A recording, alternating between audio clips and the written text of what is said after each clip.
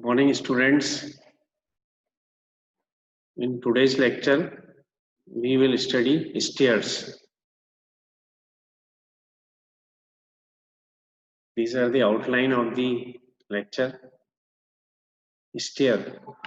A stair is a combination of steps which provide us vertical movement from one floor to other floor.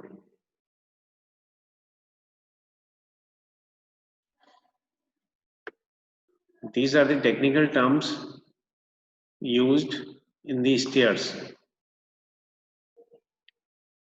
Before starting the discussion about the stair, we should understand these technical terms.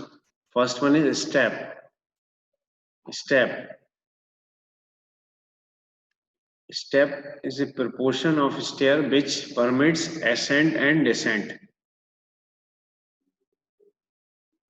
Then the second term is the tread. It is the upper horizontal portion of step upon which the feet is placed. Tread is the horizontal portion over which we place our feet while moving upwards. Then the riser. Riser is the vertical portion between each tread on the stair. Riser is the vertical portion, or we can say it is the height of the step. We have to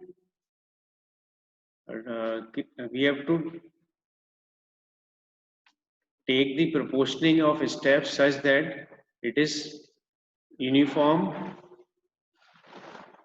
for all the steps. Then the fourth one is the handrail.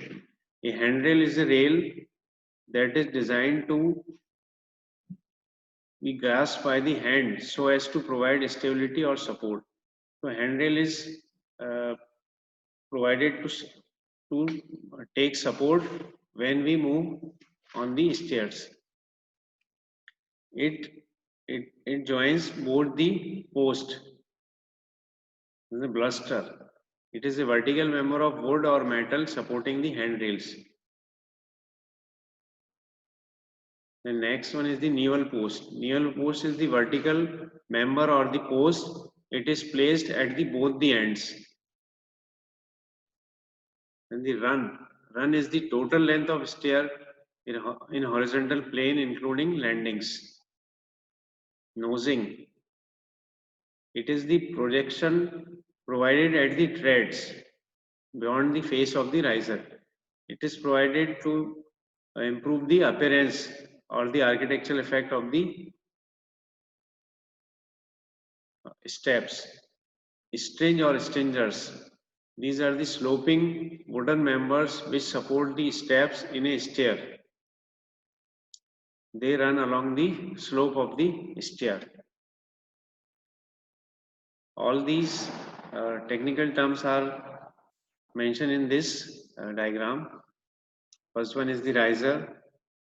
It is the vertical portion. Then the nosing. Nosing is the curvature or the curve provided in the tread. Then the tread. Newel post is the post.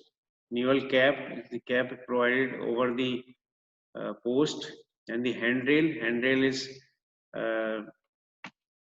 attached between these posts, one at the bottom and one at the top. Then this handrail is joined with the bluster. Then the stringer. Stringer is the provided at the sloping surface. In the location of stair, where we should locate stair so that we can utilize the stair properly and also utilize the space. So it should be located at such a place so that we can easily access the stairs. It is located where proper ventilation and light is present. It should be located as to have approaches convenient and spacious. In public buildings, it should be located near the main entrance, and in residential building, it should be placed centrally. So location of stair is very important because uh,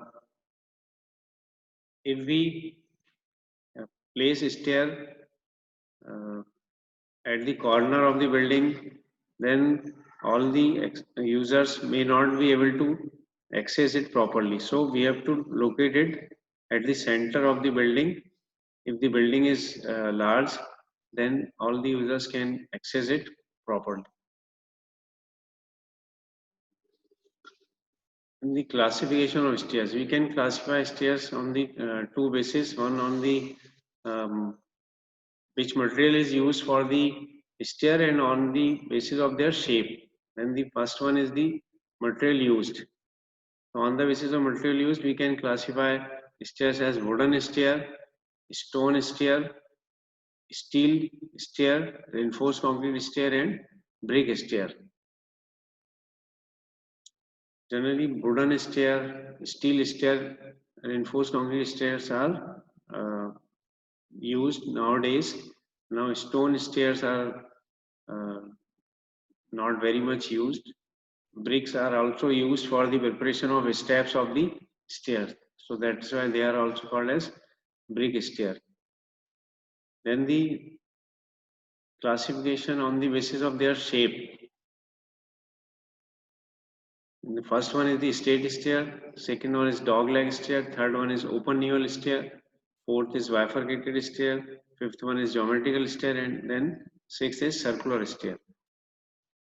All these are classified depending upon their shape and also on the basis of the space they are using or the geometry which is created in their shapes.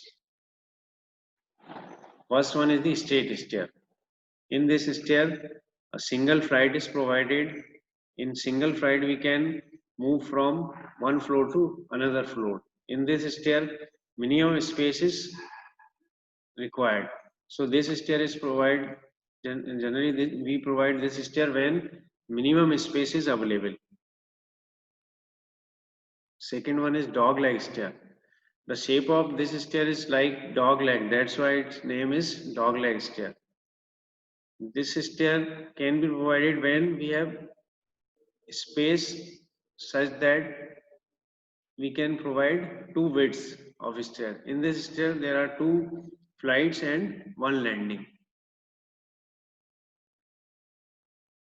And the third one is the open newel stair.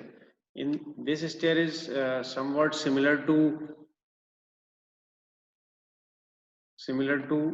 a dog leg stair, but a open well is provided between two flights. This opening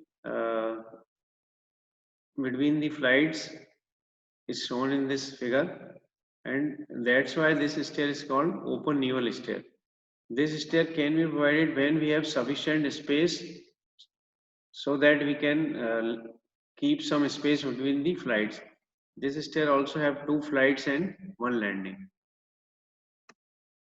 Then the bifurcated stair. This type of stair is generally provided in the buildings where number of users are more. Suppose a public building, so many users are have to move upward on the floor from ground floor to first floor. Then first they will rise from the single flight. Then they divided into two flights. So this stair bifurcate the users. That's why this stair is also called bifurcated stair. Generally used for the public buildings or the buildings where users are more and they have to move in different directions. Geometrical stair. This stair have no newel post.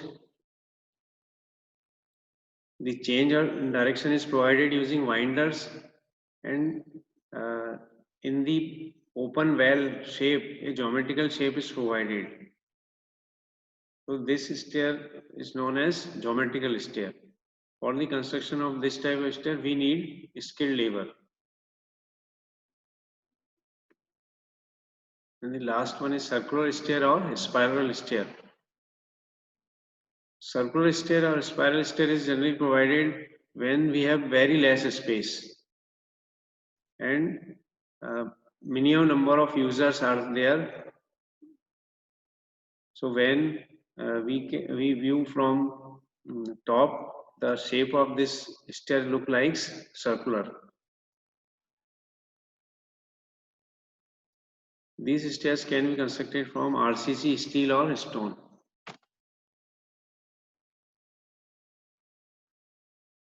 Thank you, students.